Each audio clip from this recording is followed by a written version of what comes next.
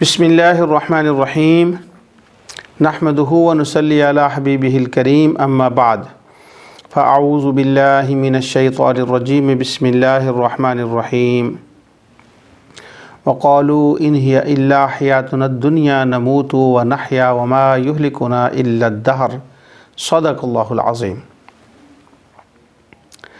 اللہ تعالیٰ کی مدد سے اور حضور نبی اکرم نور مجسم صلی اللہ علیہ وسلم کے وسیلے سے آج آپ کی خدمت میں ازالہ شبہات کے پروگرام کے ساتھ میں حاضر ہوں۔ جیسا ناظرین جانتے ہیں کہ یہ ازالہ شبہات کا پروگرام کئی قسطوں پر گزر چکا ہے۔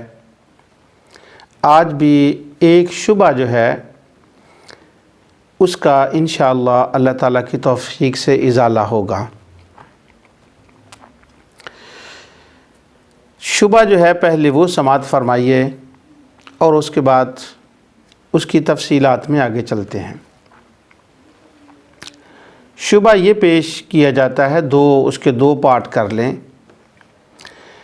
کہ حضرت سیدنا نوح علیہ السلام کی بیوی اور ان کا بیٹا اور ان کی قوم نافرمان تھی سوائے ان لوگوں کے جو ان پر ایمان لائے۔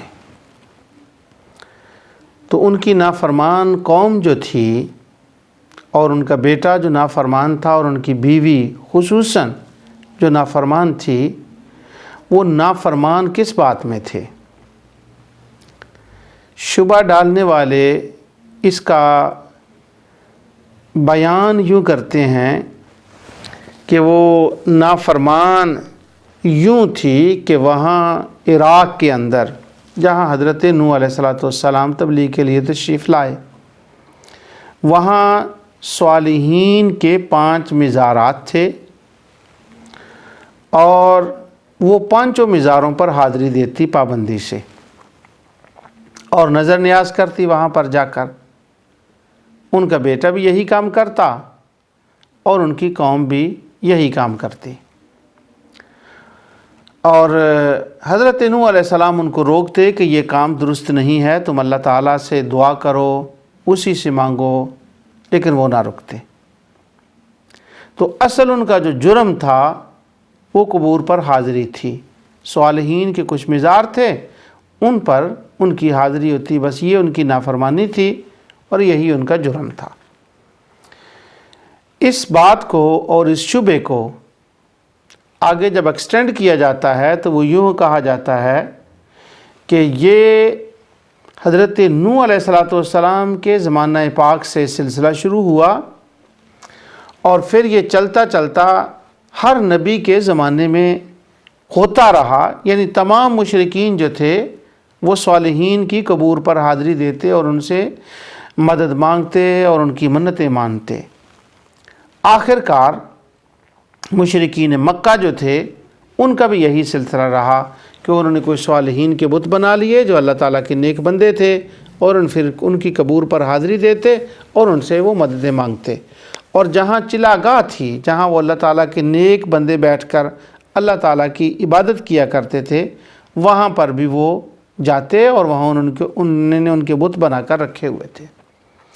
جب یہاں تک بات پہنچتی ہے تو پھر کہا جاتا ہے کہ نوح علیہ السلام کے زمانے سے لے کر آج تک کے مشرکین، لیکن اس میں ڈیفرینشیٹ یوں کیا جاتا ہے کہ پرانے زمانے کے مشرکین اور آج ہمارے زمانے کے مشرکین بس ایک ہی روش پر جو ہے وہ سارے چلے آ رہے ہیں۔ آج کے مشرکین کا بھی یہی کام ہے کہ ان کے بھی ایک بہت سے معبود ہیں، وہ ان کے مزارات پر حاضری دیتے ہیں اور ان سے وہ مدد مرادیں مانگتے ہیں ان کو، اور ان کا بھی یہی حال تھا۔ اب اس بات کو ہم اللہ تعالیٰ کی توفیق سے سب سے پہلے حضرت نوح علیہ السلام کی قوم کو ذرا دیکھیں کہ ان کیا وہ واقعی مزارات پر جانے کے قائل تھے۔ یہ سورہ المومنون ہے اور المومنون سورہ کے اندر اللہ تعالیٰ نے حضرت سیدنا بالکل ابتدا میں سیدنا نوح علیہ السلام کا ذکر فرمایا، یہ آیت 23 ہے۔ اللہ تعالیٰ فرماتے ہیں وَلَقَدْ أَرْسَلْنَا نُوحًا إِلَىٰ قَوْمِهِ، یقیناً ہم نے نوح علیہ السلام کو اس کی قوم کی طرف بھیجا۔ یہ پورے رکوع کے اندر سلسلہ چلتا ہے، ان کا بیان ہے، اور آخر میں سورہ مومنون جو ہے اس کی 33 آیت میں یہ اللہ تعالیٰ ارشاد فرماتے ہیں وَأَتْرَفْنَاهُمْ فِي الْحَيَاةِ الدُّنْيَا مَا هَذَا إِلَّا بَشَرٌ مِثْلُكُمْ يَأْكُلُ مِمَّا تَأْكُلُونَ مِنْهُ وَيَشْرَبُ مِمَّا تَشْرَبُونَ وَلَئِنْ أَطَعْتُمْ بَشَرًا مِثْلَكُمْ إِنَّكُمْ إِذًا لَخَاسِرُونَ۔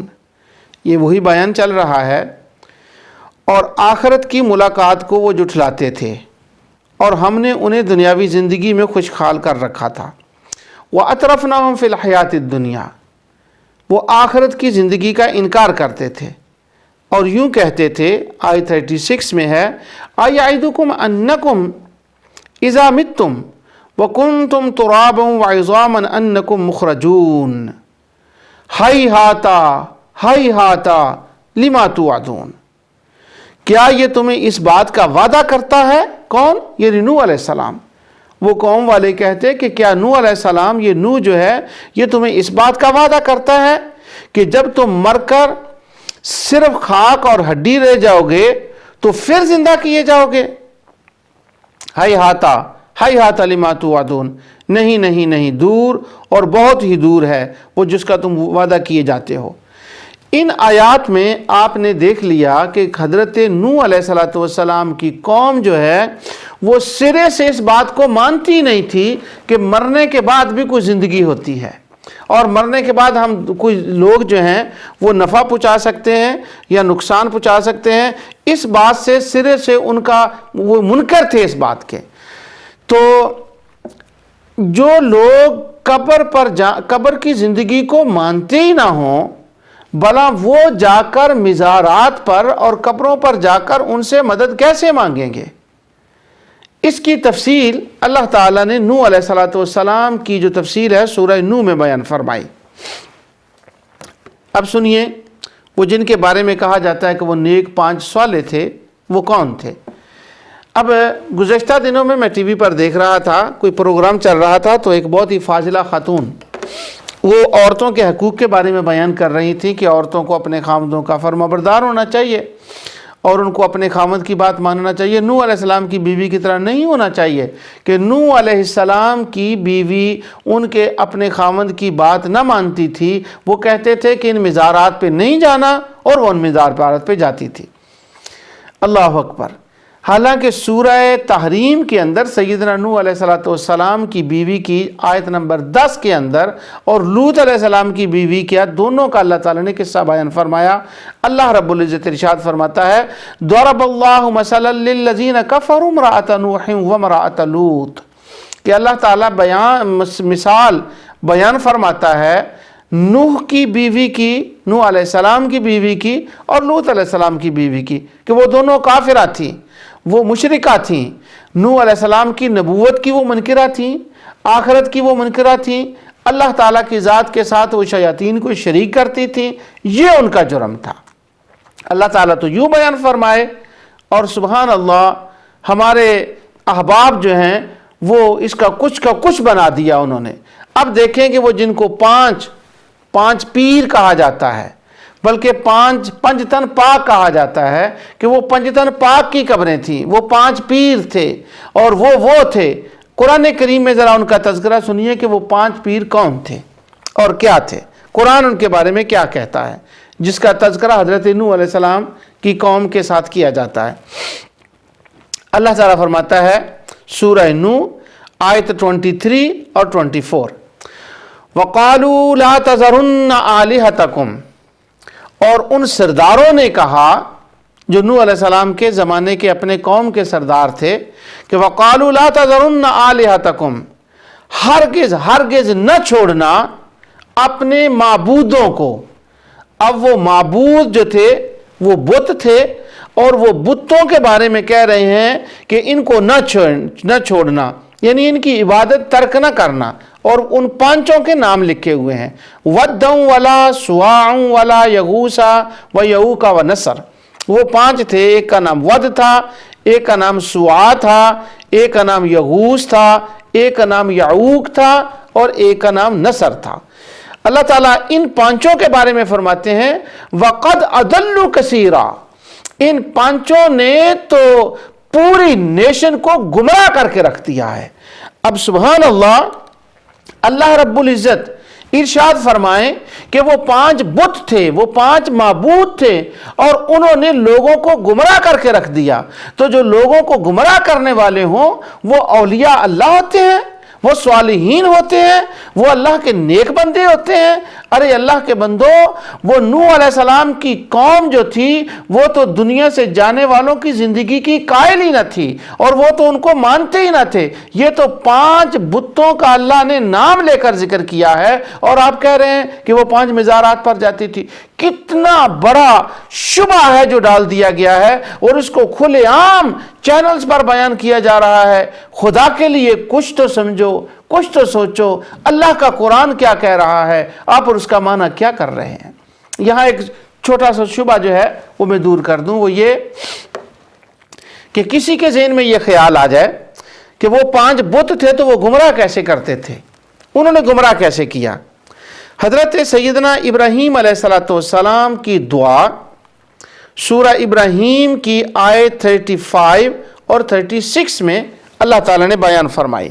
حضرت ابراہیم علیہ السلام فرماتے ہیں وَجْنُبْنِي وَبَنِيَّ أَن نَعْبُدَ الْأَصْنَامَ، کہ یا رب العالمین ان جو بت ہیں میری اولاد کو محفوظ فرمانا، ان نعبد الاسنام، کہ انہوں نے بہت سے لوگوں کو بتوں کی عبادت نہ کریں، میری اولاد بتوں کی عبادت نہ کرے، ان کو بچانا۔ کیوں؟ رب انہن اضللن کثیرا من الناس، بے شک ان بتوں نے بہت سے لوگوں کو گمراہ کر دیا۔ تو جس طرح حضرت سیدنا ابراہیم علیہ السلام فرما رہے ہیں کہ ان بتوں نے گمراہ کر دیا سورہ ابراہیم کے اندر، اسی معنی میں اللہ رب العزت ارشاد فرما رہا ہے کہ وَدْ سُوَا یغوث یعوق نصر وَقَدْ أَضَلُّوا كَثِيرًا، ان پانچوں نے بہت سے لوگوں کو گمراہ کر دیا۔ اب وہ ناباد کی زندگی کو مانے اور تھے بھی وہ بت، تو صالحین کا اور قبور کا سرے سے قرآن میں ذکر ہی نہیں ہے، اور قبور والوں کو کون مانتا ہے؟ اس کی ذرا میں آگے جا کر انشاءاللہ اللہ تعالیٰ کی توفیق سے بیان کرتا ہوں۔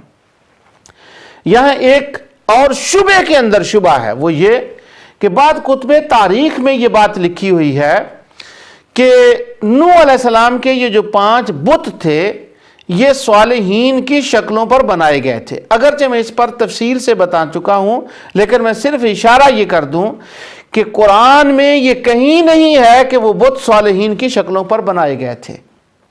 ہاں، تاریخ کی ایک روایت میں ہے، اور امام ذہبی اور علامہ ابن حجر عسقلانی، حافظ مزی تہذیب الکمال میں اس سند کے بارے میں مردود قرار دیتے ہیں کہ وہ رسول اللہ صلی اللہ علیہ وسلم تک سند نہیں پہنچتی، قرآن و حدیث میں اس کا کہیں کوئی ثبوت نہیں ہے۔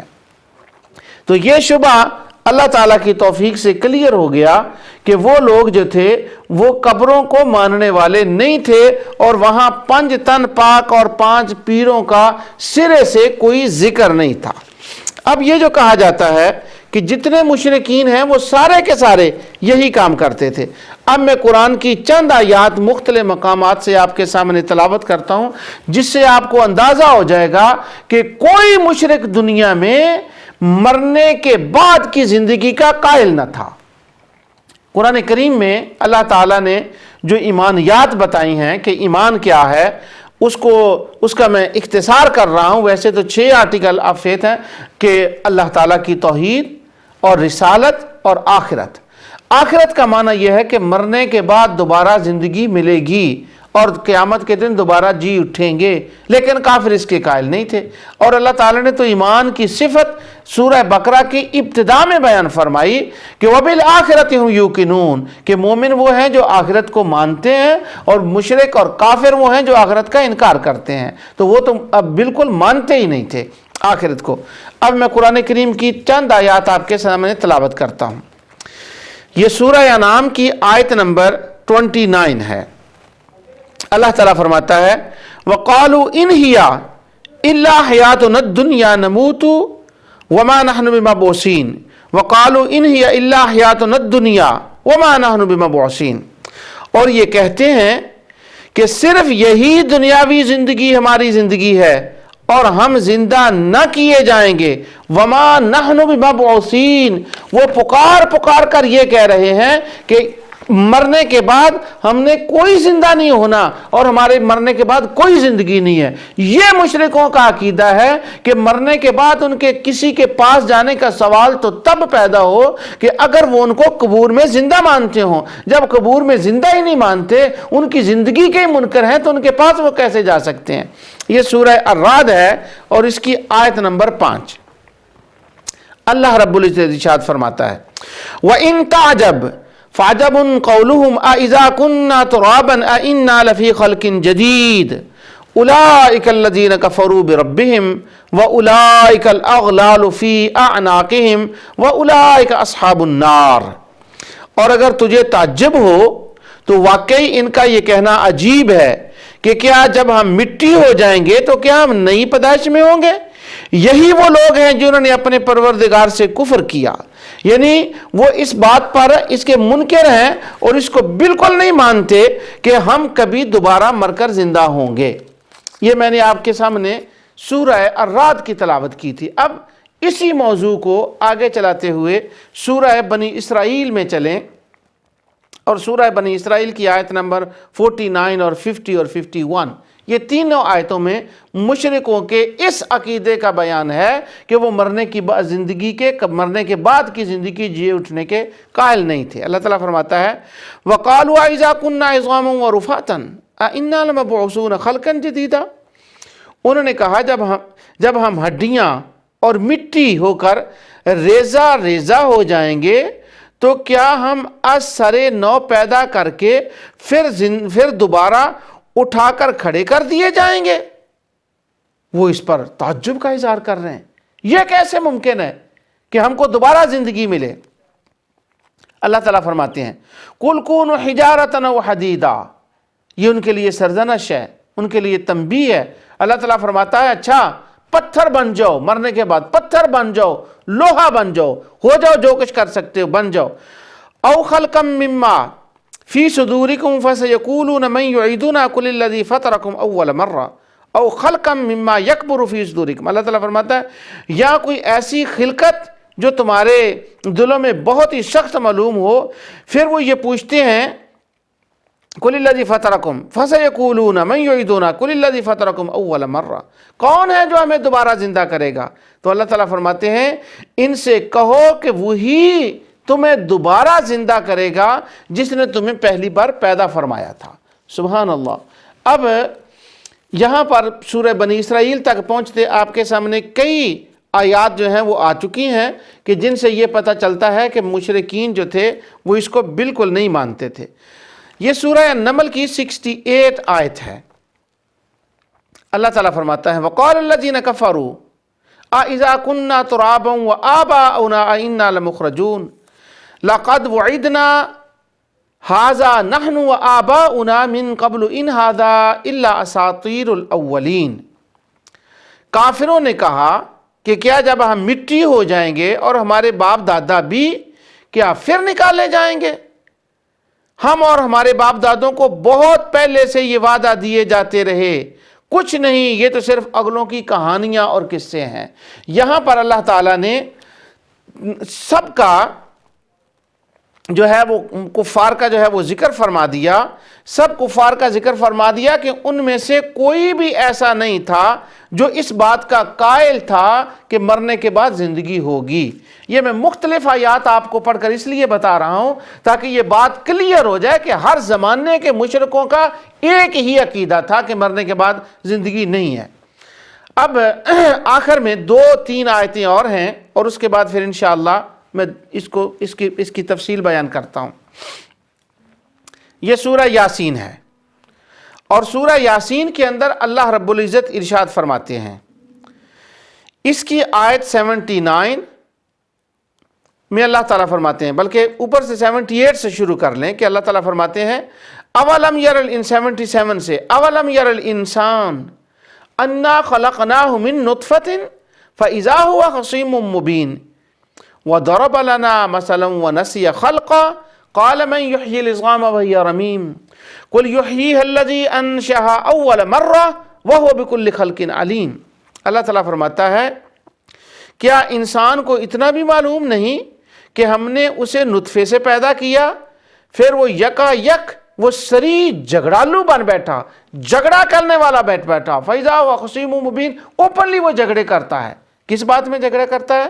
وَضَرَبَ لَنَا مَثَلًا وَنَسِيَ خَلْقًا قَالَ مَن يُحْيِي الْعِظَامَ وَهِيَ رَمِيمٌ، اور اس نے ہمارے لیے مثال بیان کی اور اپنی اصل پیدائش کو بھول گیا، کہنے لگا ان گلی سڑی ہڈیوں کو کون زندہ کر سکتا ہے؟ قُلْ يُحْيِيهَا الَّذِي أَنشَأَهَا أَوَّلَ مَرَّةٍ وَهُوَ بِكُلِّ خَلْقٍ عَلِيمٌ، آپ جواب دیجئے کہ انہیں وہی زندہ کرے گا جس نے اول مرتبہ پیدا کیا ہے، جو سب طرح پیدائش کا بخوبی جاننے والا ہے۔ یہاں پر مفسرین نے ایک بات لکھی، میں اس کا تفسیر امام ابن جریر الطبری کے تفسیر سے اور علامہ ابن کثیر کی تفسیر اور قرطبی اور علامہ قاضی شوکانی نے یہاں پر لکھا ہے کہ ایک مکے کا شخص تھا، نام تھا اس کا عاص بن وائل، اس نے ایک ہڈی پکڑی اور وہ رسول اللہ صلی اللہ علیہ وسلم کی خدمت میں لے آیا اور آ کر حضور صلی اللہ علیہ وسلم سے طنز کرتا ہے، کہنے لگا یہ ہڈی یہ دوبارہ زندہ ہوگی، کیسے یہ دوبارہ زندہ ہوگی؟ تو اللہ تعالیٰ نے فرمایا جھگڑالو انسان ہو، جھگڑا کرتا ہے، میری قدرت میں ہوں جو اسے دوبارہ زندہ کرنے والا ہوں اور میں اسے دوبارہ زندہ کروں گا۔ تو اللہ تعالیٰ نے ان کا اس میں بیان فرمایا۔ اس سلسلے میں ایک آخری آیت، یہ سورہ الجاسیہ ہے، اس کی 24 آیت، اللہ تعالیٰ فرماتا ہے وَقَالُوا إِنْ هِيَ إِلَّا حَيَاتُنَا الدُّنْيَا نَمُوتُ وَنَحْيَا وَمَا يُهْلِكُنَا إِلَّا الدَّهْرُ، کیا اب بھی تم نصیحت نہیں پکڑتے؟ انہوں نے کہا ہماری زندگی تو صرف دنیا کی زندگی ہے، ہم مرتے اور جیتے ہیں اور ہمیں صرف زمانہ ہی مار ڈالتا ہے۔ اللہ اکبر۔ اتنی آیات آپ نے قرآن کریم کی سنی جن سے یہ صراحت کے ساتھ وضاحت آپ کے سامنے ہو گئی کہ مشرک آخرت کی زندگی کو نہیں مانتے تھے۔ اب میں اپنی مثال ایک دوں، ہم نبی اکرم سب مسلمانوں کی میں مثال میں دیتا ہوں کہ ہم رسول اللہ صلی اللہ علیہ وسلم کے روضہ اقدس پر حاضر ہوتے ہیں، وہاں پر حضور صلی اللہ علیہ وسلم آرام فرما ہیں گنبد خضرا کے اندر، ان کے ساتھ سیدنا ابو بکر صدیق رضی اللہ عنہ، سیدنا عمر فاروق رضی اللہ عنہ وہ بھی تشریف فرما ہے۔ ہم جب وہاں حاضری دیتے ہیں تو جا کر کہتے ہیں السلام علیکہ یا رسول اللہ، السلام علیکہ یا ابو بکر صدیق، السلام علیکہ یا عمر بن خطاب، یا کسی بھی قبر پر جاتے ہیں تو جا کر کہتے ہیں السلام علیکم یا اہل القبور۔ اور جب ہم وہاں سلام کہتے ہیں، سلام پڑھتے ہیں، تو ہمارا عقیدہ اور نظریہ اس وقت کیا ہوتا ہے؟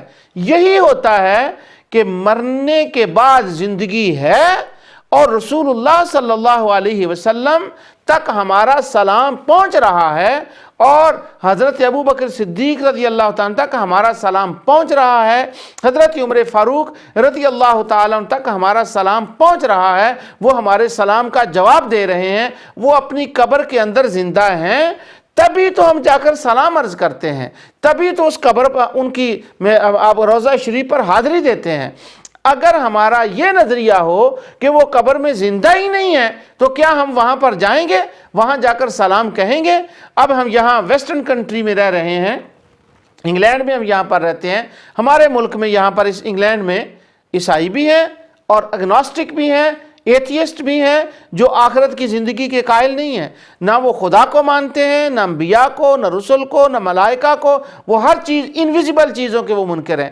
تو کیا وہ کسی قبر پر، اپنی ماں باپ کے قبر پر جا کر یہ کہیں گے کہ السلام علیکم، یا وہ ان کو پڑھ کر کچھ بخشیں گے؟ کیوں کہ ان کے نزدیک تو بس ڈیڈ ہو گیا، وہ فنش ہو گیا، وہ تو ڈیڈ کے قائل ہو گئے، اور جب وہ فنش ہو گئے تو یہ سوال ہی پیدا نہیں ہوتا کہ وہ ان کی قبروں پر جائیں۔ تو جب جب مشرکوں کے نزدیک قبر کی زندگی نہیں تھی تو یہ سوال ہی پیدا نہیں ہوتا کہ وہ کسی قبر پر جائیں، خواہ وہ قوم نوح ہو، وہ خواہ قوم ابراہیم خلیل اللہ ہو، وہ خواہ حضرت شعیب علیہ السلام کی قوم ہو، خواہ وہ حضرت سیدنا موسیٰ علیہ السلام کی قوم کے جہاں سے وہ گزرے تھے رستے میں جو ان کو مشرک ملے تھے وہ ہوں، کوئی بھی یا وہ مشرکین مکہ ہوں، یہ سوال ہی پیدا نہیں ہوتا کہ وہ جا کر قبور سے کچھ طلب کریں یا اہل قبور کی وہ پوجا کریں یا اہل قبور کے وہ بت بنائیں، اس لیے کہ وہ جب ان کو مانتے ہی نہیں تو ان سے سوال کرنے کا تو سوال ہی پیدا نہیں ہو سکتا۔ تو پھر یہ کتنی جسارت ہے اس بات کو کہنا کہ اس زمانے کے مشرکین بھی یہ کرتے تھے، آج کے مشرکین بھی یہ کرتے تھے۔ مشرک سے تو یہ تصور ہی نہیں ہو سکتا۔ ہاں مسلمان جو ان کو زندہ مانتے ہیں وہ جا کر سلام عرض کرتے ہیں، ان سے دعا کی درخواست کرتے ہیں، ان کے توسل سے دعا مانتے ہیں، کیوں کہ وہ قبر کی زندگی کے قائل ہیں۔ یہ کیسے ہو گیا؟ کیسے کہا جا سکتا ہے کہ مشرکین جو تھے وہ وہاں جی کچھ قبریں تھیں مکہ مکرمہ میں، کچھ صالحین کی قبریں تھیں، کچھ انبیاء کی قبریں تھیں، بس ان انبیاء کی قبروں پر وہ جاتے اور جا کر مدد مانگتے، اور جو بت تھے وہ بھی انہوں نے انہی انبیاء کے اور اولیاء اور صالحین کے بنائے ہوئے تھے۔ کون سے نبی تھے وہ؟ کیا نام تھا ان کا؟ کیا حضرت سیدنا ابراہیم علیہ السلام کی قبر پر وہ جاتے تھے؟ ان کی تو قبر وہاں ہے ہی نہیں، ان کی تو قبر الخلیل میں ہے۔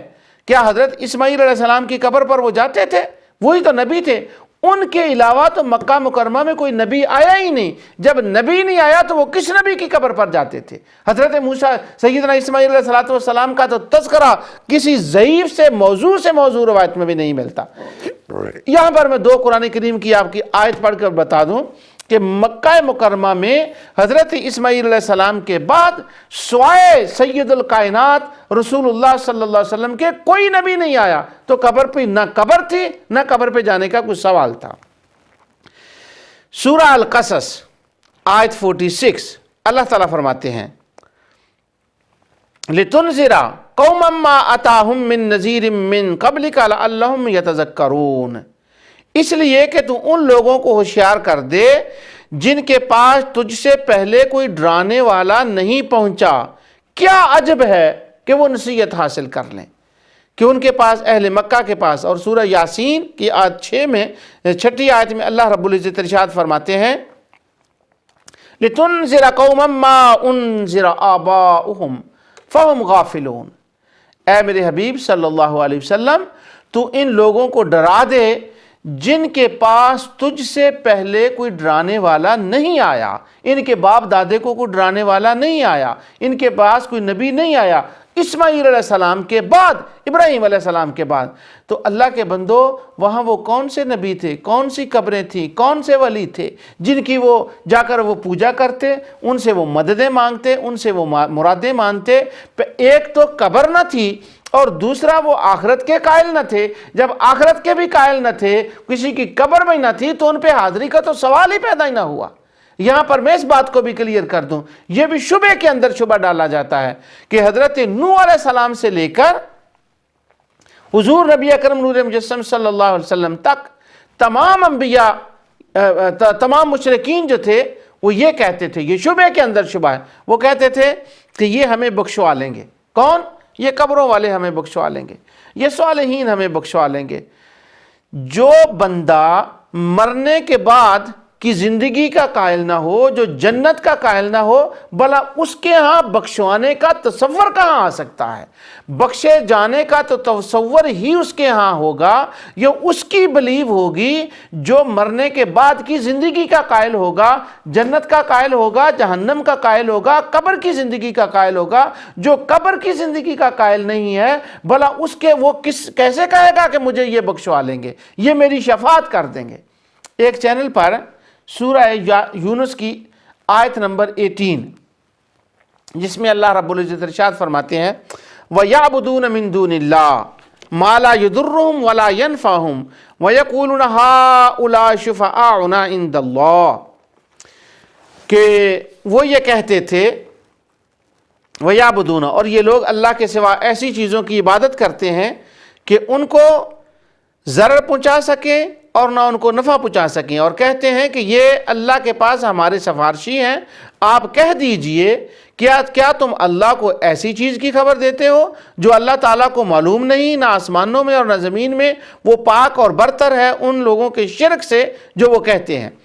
اس آیت کو پڑھ کر ایک صاحب یہ چینل پر دنیا کو برکت سنا رہے ہیں، کہہ رہے ہیں کہ اس آیت سے یہ ثابت ہوتا ہے کہ مشرک یہ کہتے تھے کہ ہمارے یہ جو نیک اور صالح مرے ہوئے لوگ ہیں، نہ اس میں صالح کا ذکر ہے، نہ مرے ہوئے کا ذکر ہے، اور نہ مردوں کا ذکر ہے، کوئی لفظ ہی نہیں۔ یہ اپنی طرف سے محنت تھی ان کی کہ نعوذ باللہ قرآن کے اندر یہ تحریف کر ڈالی، اپنی طرف سے کہہ ڈالا کہ یہ ہمیں بخشوا لیں گے۔ یہ اس آیت کا ترجمہ کیا جا رہا ہے۔ کیسے بخشوا لیں گے؟ ان کے ہاں تو بخشش کا تصور نہیں ہے، کہاں بخش کے انہوں نے جانا ہے؟ میں نے قرآن کی تمام آیات آپ کو پڑھ کر بتا دی کہ وہ کہتے تھے وَقَالُوا أَإِذَا كُنَّا عِظَامًا وَرُفَاتًا أَإِنَّا لَمَبْعُوثُونَ خَلْقًا جَدِيدًا، جب ہماری ہڈیاں ریزہ ریزہ ہو جائیں گی تو کیا نئے سرے سے پھر آئیں گے؟ أَوَلَمْ يَرَ الْإِنسَانُ أَنَّا خَلَقْنَاهُ مِن نُطْفَةٍ فَإِذَا هُوَ خَصِيمٌ مُبِينٌ۔ وہ جھگڑا کرتے تھے اس بات میں کہ نہیں، بندہ مرنے کے بعد زندہ نہیں ہوگا۔ جب یہ جھگڑا کرتے تھے تو ان کا جنت میں جانے کا تصور کیسے ہو گیا؟ تو پھر اس آیت کا معنی میں کئی بار پہلے بھی بتا چکا ہوں، صرف شفاعت کا معنی یہ تھا کہ وہ اللہ سے ہمارے دنیا کے کام کرا دیں گے۔ اور پھر ان کو جو وہ اپنا شفیع مانتے تھے، شفاعت کرانے کا جو دنیاوی شفاعت تھی، دنیا کے معاملے تھے، اس میں بھی وہ اپنے سفارشیوں کو، جنوں کو، بتوں کو اور شیطان کو، جو ان کے معبودان باطلہ تھے، وہ یہ قائل تھے کہ یہ جبری اور قہری طور پر، یعنی زبردستی خدا سے سفارش کر کے ہمارا کام کرا دیں گے۔ یہ ان کا نظریہ تھا۔ تو یہ انہوں نے خود ان کو سفارشی مقرر کیا ہوا تھا۔ اللہ تعالیٰ فرماتے ہیں قُلْ أَتُنَبِّئُونَ اللَّهَ، میں نے تو ان کو مقرر نہیں کیا، یہ تم نے جبری طور پر خود ہی ان کو سفارشی بھی بنا لیا اور خود ہی تم دنیا کے کام بھی کرا رہے ہو۔ وہ مجھ سے میں تو ان کو نہیں جانتا۔ سبحانہ و تعالی عما یشرکون، یہ جو تم شرک کر رہے ہو نا، کس بات کا شرک؟ سفارشی بھی خود بنائے، ان کو خدا کا درجہ بھی خود دیا، اور ان سے شفاعت جبری بھی خود کرائی، جنوں سے، ان سے، تو یہ تمہارا شرک ہے۔ تو ان کے ہاں شفاعت کا یہ تصور نہیں تھا، آخرت کی زندگی کا بخشوانے جانے کا کوئی تصور ہی نہیں تھا۔ یہ ویسے ہی ہمارے دوست ہیں شبہ ڈالنے والے، جن کو خود بھی شبہ پڑا ہوا ہے، اور وہ اس کے اوپر جو ہے اسی شبہ میں وہ لوگوں کو بھی ڈال رہے ہیں۔ یہاں ایک بات میں اور بتا دوں، اس کے ساتھ وہ بات بھی کلیئر ہو جائے گی کہ یہ بھی شبہ کیا جاتا ہے کہ جو ہے نا مکے کے لوگ، انہوں نے بھی 5 پیروں کے بت بنائے ہوئے تھے۔ استغفر اللہ العظیم۔ جب وہ پیر زندہ تھے، پہلے تو بات یہ ہے کہ پیر تھے ہی کوئی نہیں، وہ جن تھے جن کی وہ عبادت کرتے تھے، اس کو میں بڑی تفصیل سے بتا چکا ہوں۔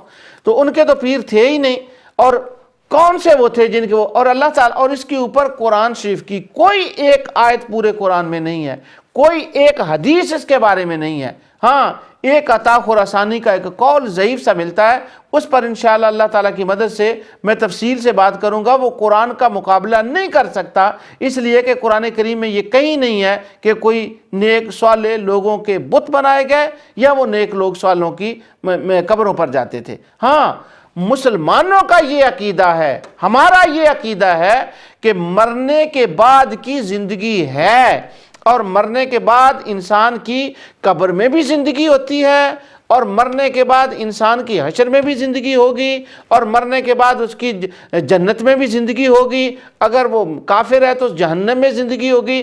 یعنی زندگی کے مرنے کے بعد کا تصور تو مسلمانوں کے ہاں ہے، ان کے ہاں تو اس کا تصور ہی نہیں ہے۔ ممکن ہے کسی کے ذہن میں یہ سوال آ جائے، بلکہ ممکن کیا یہ تو چل رہا ہے معاملہ کہ وہ سوال کرتے ہیں کہ جی مرنے کے بعد تو وہ تو مر گئے، ڈیڈ ڈیڈ ڈیڈ فنش۔ یہ ڈیڈ ڈیڈ کا جو لفظ ہے، بدقسمتی سے یہ بات لوگوں کی زبان پر آ گیا ہے، مگر یہ سوچتے نہیں۔ میں نے قرآن کی آیات درجنوں آپ کے سامنے پڑھ دیں کہ وہ کہتے تھے کہ ہم جب ڈیڈ ہو گئے تو ڈیڈ ہونے کے بعد ڈیڈ ہی رہیں گے، ہم دوبارہ نہیں اٹھیں گے، ہم دوبارہ نہیں اٹھیں گے۔ یہ ڈیڈ ڈیڈ ڈیڈ کی رٹ جو ہے یہ مسلمانوں کا کلام نہیں ہے، یہ مسلمانوں کی بولی نہیں ہے، بلکہ وہ یہ کہتے تھے کہ وَقَالُوا إِنْ هِيَ إِلَّا حَيَاتُنَا الدُّنْيَا نَمُوتُ وَنَحْيَا وَمَا يُهْلِكُنَا إِلَّا الدَّهْرُ، بس زمانے نے ہمیں مار دیا، ہم مرنے کے بعد دوبارہ کہاں اٹھنے والے ہیں۔ یہ تو رٹ، یہ بولی ان کی تھی۔ مسلمانوں کی بولی تو یہ ہے کہ بندہ اس جہان سے جاتا ہے، اس جہان سے نکلتا ہے، وہ برج کو کراس کرتا ہے، دوسرے جہان میں چلا جاتا ہے، اور جب وہاں پہنچتا ہے تو وہاں جب تک اللہ کو منظور ہے اس نے ٹھہرنا ہے، اور اس کے بعد وہ آگے چلا جاتا ہے۔ اب قرآن کریم سے میں یہ 2-3 آیات صرف آپ کے سامنے یہ تلاوت کر دوں کہ ہاں، مرنے کے بعد کی زندگی کا تصور مسلمانوں کا ہے اور مسلمان اس کو مانتے ہیں، اور مرنے کے بعد کی زندگی حق ہے۔ سورہ احزاب آیت 57، اللہ تعالیٰ حضور صلی اللہ علیہ وسلم کے بارے میں اللہ تعالیٰ ارشاد فرماتا ہے، وَمَا كَانَ لَكُمْ أَن تُؤْذُوا رَسُولَ اللَّهِ وَلَا أَن تَنكِحُوا أَزْوَاجَهُ مِن بَعْدِهِ أَبَدًا۔ اللہ رب العزت ارشاد فرماتا ہے کہ حضور صلی اللہ علیہ وسلم کے بارے میں کہ جب میرا حبیب رسول دنیا سے چلا جائے تو اس کے جانے کے بعد اس کی بیویوں سے نکاح نہیں کرنا، کبھی اس کی بیویوں سے نکاح نہیں کرنا۔ کیوں؟ کہ اگر تم نے نبی کے دنیا سے تشریف لے جانے کے بعد ان کی بیویوں سے، بیواؤں سے نکاح کیا تو کیا ہوگا؟ وَمَا كَانَ لَكُمْ أَن تُؤْذُوا رَسُولَ اللَّهِ، اس سے رسول اللہ صلی اللہ علیہ وسلم کو ایذا پہنچے گی، اور اللہ تعالیٰ تمہیں اس سے منع کر رہا ہے کہ تم رسول اللہ صلی اللہ علیہ وسلم کو ایذا پہنچاؤ۔ اب جب رسول اللہ صلی اللہ علیہ وسلم کی بیویاں، ازواج مطہرات، ہماری مائیں، پوری امت کی مائیں، جب وہ حضور کے جانے کے بعد دنیا میں تشریف فرما تھیں، اگر ان سے کوئی شادی کو تو حرام قرار دے دیا گیا، اگر کوئی ان سے شادی کرتا تو حضور صلی اللہ علیہ وسلم کو قبر میں ایذا ہوتی۔ تو قبر میں ایذا کیسے ہوتی؟ تبھی ہوتی نا کہ مصطفیٰ علیہ السلام قبر میں زندہ ہیں، ان کو زندگی ملی ہے۔ اگر ان کو زندگی نہیں وہاں پر تو پھر ایذا کیسی؟ ایذا تو اسی کو ہوتی ہے جس کو زندگی ہوتی ہے، جس کو زندگی ملی ہوتی ہے۔ تو معلوم ہوا کہ کائنات کے تاجدار کو اللہ تعالیٰ نے وہاں پر زندگی عطا فرمائی ہے۔ یہ مسلمانوں کا عقیدہ ہے، اور مشرکوں کا یہ عقیدہ ہے کہ مرنے کے بعد وہاں کوئی زندگی نہیں ہوتی۔ دہریوں کا عقیدہ ہے مرنے کے بعد زندگی نہیں ہوتی، ان کو وہ مر گئے اس بات کی رٹ لگاتے ہیں۔ مگر خدا فرماتا ہے کہ مرنے کے دنیا سے جانے کے بعد میرے مصطفیٰ کو ایذا مت دو ان کی بیویوں سے نکاح کر کے۔ اس سے یہ ثابت ہوتا ہے کہ انبیاء علیہ السلام کے پاس ابدی اللہ نے حیات وہاں ان کو عطا فرمائی ہے۔ ایک آیت اور سنیے، یہ سورہ زخرف کی 45 آیت ہے۔ اللہ رب العزت ارشاد فرماتا ہے، وَمَا كَانَ لَكُمْ أَن تُؤْذُوا رَسُولَ اللَّهِ وَلَا أَن نہیں، دوسری ہے وَاسْأَلْ مَنْ أَرْسَلْنَا مِن قَبْلِكَ مِن رُسُلِنَا أَجَعَلْنَا مِن دُونِ الرَّحْمَنِ آلِهَةً يُعْبَدُونَ۔ حضور صلی اللہ علیہ وسلم کو اللہ تعالیٰ حکم فرما رہا ہے کہ جو تم سے پہلے رسول دنیا سے چلے گئے ان سے آپ سوال کر کے پوچھیں کہ ان کو میں نے کیا پیغام دیا تھا۔ اجعلنا من دون الرحمن آلہۃ یعبدون، کیا میں نے ان کو یہ حکم دیا تھا کہ اللہ کے سوا کسی اور کی عبادت کرنے کا وہ حکم دیں؟ نہیں، میں نے کسی رسول کو یہ حکم نہیں دیا۔ تو رسولوں سے پوچھ کر دیکھ لے، وہ رسولوں سے پوچھ کر دیکھ لے کہ میں نے کسی رسول کو ایسا حکم نہیں دیا، وہ یہی بتائیں گے۔ اب سوال یہ ہے، اگر مرنے کے بعد کی زندگی کا تصور ہی نہیں، یہ مرنے کے بعد انسان بالکل ڈیڈ ہو جاتا ہے اسی طرح جیسے وہ مشرک کہتے تھے، تو پھر اللہ تعالیٰ نے حضور صلی اللہ علیہ وسلم کو یہ حکم ہی کیوں دیا کہ تو ان انبیاء سے پوچھ لے کہ وہ زندہ ہیں؟ اور ان انبیاء وہ زندہ تھے قبروں میں، اس لیے اللہ تعالیٰ نے فرمایا کہ تو ان سے پوچھ لے، وہ تمہیں بتائیں گے کہ وہ بھی توحید ہی کی تبلیغ کرتے رہے۔ تو یہاں سے یہ معلوم ہو گیا کہ انبیاء علیہ السلام اپنی قبروں میں زندہ ہیں۔ وہ تو انبیاء کی تو بڑی بات ہے، ان کی تو بہت بڑی بات ہے۔ اس پر کم و بیش امت کا اجماع ہے اس بات پر کہ حضور صلی اللہ علیہ وسلم کا روضہ اقدس جو ہے، آپ کے روضہ اقدس سے لے کر منبر تک کی جو جگہ ہے وہ جنت کے باغوں میں سے ایک باغ ہے۔ ما بین بیتی و منبری روضۃ من ریاض الجنہ۔ میرے علم میں یہ بات نہیں کہ اس حدیث پر کسی خارجی فرقے اے بی سی میں سے کسی نے اختلاف کیا ہو، اور اس پر عملی اجماع امت ہے کہ سب لوگ اس کو مانتے ہیں، اس پر اعتقاد ہے کہ ما بین بیتی، میرے گھر سے لے کر میرے روضے کے منبر تک کے درمیان کا جتنی جگہ ہے یہ جنت کے باغوں میں باغ ہے۔ تو حضور صلی اللہ علیہ وسلم اور سیدنا ابو بکر صدیق رضی اللہ عنہ اور سیدنا عمر فاروق رضی اللہ تعالی عنہم، یہ دونوں حضور کے ساتھی آپ کے قدموں میں تشریف فرما ہیں، تو حضور بھی جنت میں ہیں، اور حضرت ابو بکر صدیق اور سیدنا عمر فاروق رضی اللہ تعالیٰ عنہ یہ بھی جنت میں ہیں، یہ دونوں جنت میں ہیں، حضور بھی جنت میں ہیں۔ تو اہل جنت کو تو کبھی موت نہیں آئے گی، اہل جنت تو زندہ ہوتے ہیں۔ تو یہ جب وہاں ہیں تو معلوم یہ ہوا کہ یہ وہاں زندہ ہیں۔ جب صلاۃ و سلام عرض کیا جاتا ہے، اپنی درخواستیں پیش کی جاتی ہیں کہ ان کے وسیلے سے دعا کی جاتی ہے، عرض کیا جاتا ہے یا رسول اللہ صلی اللہ علیہ وسلم ہمارے لیے دعا فرمائیں، قیامت کے دن ہماری شفاعت فرمانا۔ چوں بازوئے شفاعت کشائی بر گناہ گاراں، مکن محرومہ زجامی دراں یا رسول اللہ۔ جب قیامت کے دن یا رسول اللہ صلی اللہ علیہ وسلم آپ شفاعت فرمائے گناہ گاروں کی، تو علامہ جامی کہتے ہیں مجھے بھول نہ جانا، یہی میری طرف ہی توجہ فرمانا، مجھ پہ بھی نگاہ کرم عنایت فرمانا۔ تو یہی بات ہے کہ جب ہم وہاں دعا کریں کہ یا رسول اللہ صلی اللہ علیہ وسلم شفاعت میں یاد رکھنا، تو اسی لیے کرتے ہیں کہ وہ زندہ ہیں۔ تو مشرکین مکہ، نوح علیہ السلام کی زمانے کے مشرک، اس کے بعد کے مشرک، تو جب ان کو قبروں میں زندہ ہی نہیں مانتے تھے تو ان سے سوال کرنے کا، مدد طلب کرنے کا، نفع نقصان کرنے کا تو سوال ہی پیدا نہیں ہوتا۔ یہ تو وہی کر سکتا ہے جو ان کو زندہ مانتا ہے۔ یہ بات بھی یہاں میں کلیئر کر دوں، پہلے بھی کر چکا ہوں کہ رسول اللہ صلی اللہ علیہ وسلم سے یا اولیاء صالحین سے ہم دعا کی درخواست کرتے ہیں، ان کے آگے دعا نہیں کرتے، ان کو معبود نہیں سمجھتے، ان سے دعا نہیں کرتے، بلکہ یوں عرض کرتے ہیں کہ آپ اللہ تعالیٰ سے دعا کریں۔ اور یہ جو کہے وہ کافر اور مشرک نہیں ہے۔ ہاں، کافر مشرک وہ ہیں جنہوں نے آخرت کا انکار کیا اور قبر کی زندگی کا انکار کیا۔ سرکار دو عالم صلی اللہ علیہ وسلم تشریف فرما ہیں، پوری امت کے احوال آپ کے سامنے ہیں۔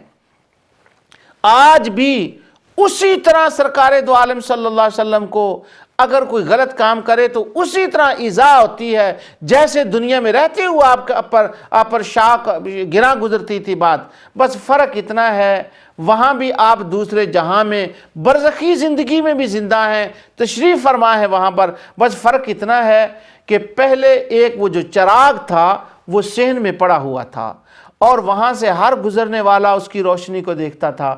اگر ابو جہل جب گزرتا تھا تو مصطفیٰ کے نور کے چراغ کو وہ بھی دیکھ سکتا تھا، ابو بکر صدیق گزرتے تھے تو وہ بھی دیکھ سکتے تھے۔ اب فرق اتنا ہو گیا کہ وہ چراغ جو ہے وہ سین سے اندر چلا گیا ہے۔ بس اگر کوئی ابو بکر کی نگاہ والا ہو تو وہ دیکھ لے، بس ابو جہل کو نظر نہیں آتا۔ اتنا فرق پڑ گیا ہے، ورنہ وہ یہاں بھی زندہ تھے، قبر میں بھی زندہ ہیں، قیامت کو بھی زندہ ہوں گے، حشر کو بھی زندہ اور جنت میں بھی زندہ ہوں گے۔ اور تمام مسلمانوں کا یہی عقیدہ ہے، اور سب مسلمان ایسے ہوں گے۔ ہمارا مرنے کے بعد کی جو عقیدہ ہے کہ وہ زندہ ہیں۔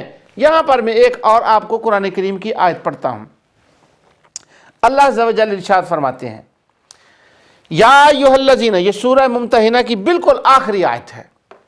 سورہ الممتحنہ اور آخری آیت، یا ایھا الذین آمنوا لا تتولوا قوما غضب اللہ علیہم قد یئسوا من الآخرہ کما یئس الکفار من اصحاب القبور۔ اے ایمان والو، ان سے میل ملاپ نہ رکھو، تعلق نہ رکھو جن پر اللہ تعالیٰ کا غضب ہوا ہے، جن پر اللہ تعالیٰ کی ذات ناراض ہے۔ کیوں؟ قد یئسوا من الآخرہ، وہ آخرت سے مایوس ہو چکے ہیں، جو آخرت سے مایوس ہو چکے ہیں۔ کما یئس الکفار من اصحاب القبور، جیسے کہ کافر قبروں والوں سے نا امید ہو چکے ہیں کہ قبروں والوں کی زندگی ختم ہو گئی، اب اس کائنات سے قبروں والوں کا کوئی تعلق نہیں، نہ وہ دوبارہ اٹھیں گے، وہ آخرت کی زندگی کے منکر ہو چکے ہیں۔ معلوم یہ ہوا کہ قبر والوں سے نا امید ہونا یہ مشرک کا کام ہے، مسلمان کا کام نہیں ہے۔ مسلمان تو یہ کہتا ہے کہ جب ہم جا کر کہتے ہیں السلام علیکم یا اہل القبور، تو وہ کہتے ہیں وعلیکم السلام۔ السلام علیکم کہنا یہ بھی دعا ہے، اور وعلیکم السلام کہنا یہ بھی دعا ہے، یعنی جب ہم ان کے لیے دعا کرتے ہیں تو وہ واپس ہمارے لیے دعا کرتے ہیں۔ نماز میں جب السلام علیکہ ایھا النبی کہتے ہیں تو مصطفیٰ کی طرف سے جواب آتا ہے۔ امام بخاری فرماتے ہیں کہ جب وہ سلام کہنے والا سلام کہتا ہے تو جس کو اس نے سلام کہا، خواہ وہ زمین میں ہو یا وہ آسمان میں ہو، اللہ اس کا سلام ان تک پہنچا دیتا ہے۔ تو ہمارا عقیدہ یہ ہے کہ ہاں اہل قبور زندہ ہیں، اور مشرکوں کا یہ عقیدہ تھا کہ وہ زندہ نہیں ہے۔ اب میں اس شعبے کو دوبارہ دہرا دیتا ہوں تاکہ بات اچھی طرح سمجھ میں آ جائے کہ مشرک جو ہیں وہ کبھی کسی قبر پر نہ جا سکتے ہیں، نہ جاتے ہیں، نہ کبھی گئے تھے۔ ہاں مومن قبروں پر اس وقت بھی جاتے تھے، مومن قبروں پر آج بھی جاتے ہیں۔ مومن اس وقت بھی قبروں والوں کو زندہ سمجھتے تھے، مومن آج بھی قبروں والوں کو زندہ سمجھتے ہیں۔ یہ جو مر گئے اور ڈیڈ ہو گئے اور رٹ اس پہ لگانا، یہ اہل ایمان کی بولی نہیں ہے۔ ہم تو یہ کہتے ہیں کہ اللہ تعالیٰ فرماتا ہے وَنَفَخْتُ فِيهِ مِن رُّوحِي فَقَعُوا لَهُ سَاجِدِينَ، کہ حضرت آدم علیہ السلام کے اندر اللہ تعالیٰ نے اپنی رحمت والی روح جو تھی وہ پھونکی اور ملائکہ نے سجدہ کیا۔ اب وہ روح کو کبھی موت نہیں آتی، وہ روح زندہ رہتی ہے۔ جب ہم پچھلے جہان میں تھے اس وقت بھی روح زندہ تھی۔ اب جب ہم اس جہان سے نکل کر اس جہان میں آئے تو یہاں پر بھی ہم زندہ ہیں اور روح زندہ ہے، اور جب یہاں سے جائیں گے اگلے جہان میں تو وہاں بھی زندہ ہوں گے۔ کسی دنیا کی لینگویج میں آپ دیکھ لیں، جب کوئی آدمی فوت ہوتا ہے تو فوت ہونے کے بعد وہ کیا کہتا ہے؟ وہ کہتا ہے فلاں آدمی چلا گیا، وہ گزر گیا۔ اب گزر گیا کا کیا مطلب وہ ہے کہ ادھر سے آیا اور یہاں سے گزرا اور اگلے جہان میں چلا گیا۔ انگلش میں کہتے ہیں ہی پاسڈ اوے، کہ وہ گزر گیا، یعنی وہ بھی اس کا معنی ہے کہ وہ ادھر آیا اور یہاں سے پاس ہوا اور آگے گزر گیا۔ کیا مطلب؟ کہ وہ پچھلے جہان میں تھا، اب اس جہان میں ہے، اور یہاں سے وہ دوسرے جہان میں چلا گیا، اور وہاں سے پھر قیامت کو۔ یعنی مومن جو ہے، روح جو ہے، اس کو کبھی فنا نہیں ہے، اس کو بقا ہے، وہ ہمیشہ زندہ رہتی ہے۔ بس یہی وہ بات تھی جس کو مشرک نہ سمجھ سکے، نہ سمجھ سکتے ہیں، نہ وہ قیامت تک کفار اس کو سمجھ سکیں گے۔ لیکن مسلمان پہلے بھی اس کو سمجھ گئے، آج بھی سمجھتے ہیں، اور انشاءاللہ قیامت تک جو ہے وہ اس کو سمجھیں گے اور سمجھتے ہیں۔ اس کی ایک مثال میں اور دوں کہ سورج جو ہے وہ ایک جگہ سے طلوع ہوتا ہے، دوسری جگہ آگے جا کر غروب ہو جاتا ہے، کسی اور جگہ طلوع ہوتا ہے، پھر غروب ہوتا ہے، کسی جگہ طلوع، کسی جگہ غروب۔ یعنی سورج کا ایک چکر ہے، وہ چلتا ہے، اسی اپنے چکر میں وہ رہتا ہے، لیکن اس کو فنا نہیں ہے۔ ہاں یہاں سے وہ غروب ہوا، ادھر جا کر نکل آیا۔ اسی طرح جو انسان کی روح ہے وہ ادھر سے نکلی، یہاں آ گئی، ادھر سے غروب ہو گئی، یہاں سے نکلتی ہے، یہاں غروب ہو گئی، آگے جا کر وہ نکل گئی۔ جیسے سورج کو فنا نہیں ہے، اسی طرح انسان کو بھی فنا نہیں ہے، وہ ہمیشہ زندہ ہے، اور یہی مسلمانوں کا عقیدہ ہے اور اسی پر ہمارا اعتقاد ہے۔ اللہ عز و جل حضور نبی کریم صلی اللہ علیہ وسلم کے صدقے سے ہمیں اسی عقیدے پر قائم رکھے، اسی پر ہمارا خاتمہ ہو، کیونکہ یہی مسلمانوں کا عقیدہ تھا، اور یہی ہے، اور یہی جو اس پر ہے بس وہی مسلمان ہے۔ کافر جو تھے وہ آخرت کے منکر تھے، انہوں نے کبھی آخرت کو نہیں مانا۔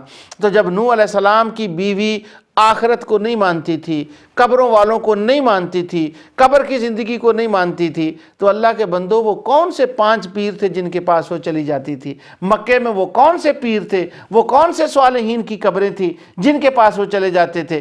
یہ سارے شبہ ڈالنے کے لیے شبہ ڈالا گیا، اور شبہ ہے، اور اسی شبہ کے اوپر بار بار جو ہے وہ شبہ قائم کیے جا رہے ہیں۔ آج اللہ تعالیٰ کی توفیق سے میں نے اس شبہ کا ازالہ کیا کہ مشرکوں کا یہ شرک نہ تھا کہ وہ قبور پر جاتے تھے، بلکہ مشرکوں کا شرک اور تھا۔ اللہ تعالیٰ نبی اکرم نور مجسم صلی اللہ علیہ وسلم کے صدقے سے جو کچھ میں نے کہا اس کو قبول فرمائے۔ وما علینا الا البلاغ۔